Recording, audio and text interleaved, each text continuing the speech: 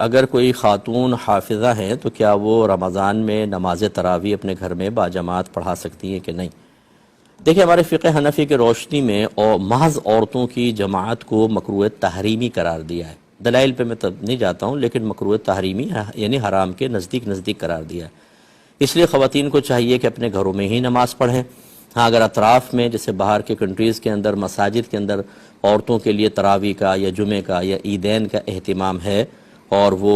باپردہ نکلتی ہیں، محارم کے ساتھ جاتی ہیں، یا مسجد قریب ہے تو چلیں 2-4 عورتیں مل کے چلی گئیں، اور وہ مقام ایسا ہے کہ جہاں پر جا کے وہ نماز پڑھتی ہیں کسی نامحرم کی نظر نہیں پڑتی ہے، وہ کیمراز وغیرہ سے نہیں لگے ہوئے کہ عورتوں کے چہرے وغیرہ کوئی دیکھے،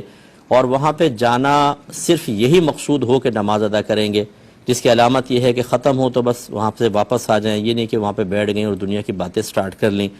اور راستہ بھی پرامن ہونا چاہیے، یعنی کسی قسم کا کوئی عزت کا مسئلہ نہ ہو، لوٹنے کا مسئلہ نہ ہو۔ تو ان اگر چیزوں کا خیال رکھ لیا جائے تو پھر اس طرح تو عورتیں مردوں کے پیچھے تو نماز پڑھ سکتی ہیں، لیکن خالصتاً عورتوں کی جماعت ہم منع ہی کرتے ہیں، فقہ حنفی میں منع ہے، اور یہ صرف حافظہ ہیں۔ ہاں، اگر ایسا ہوتا کہ کوئی عالمہ خاتون ہوتی، کوئی مفتیہ خاتون ہوتی جو یا اچھی تربیت کرنے والی ہیں،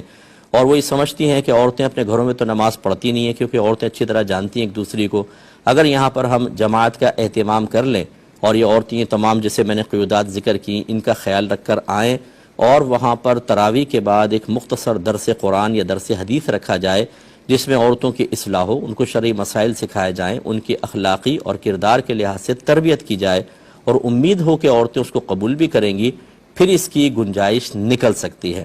پھر اس کی اجازت دی جا سکتی ہے۔ یا پھر فرض کر لیں کوئی ایسی خاتون جماعت کرانا شروع ہو گئی ہیں کہ جن کے عقائد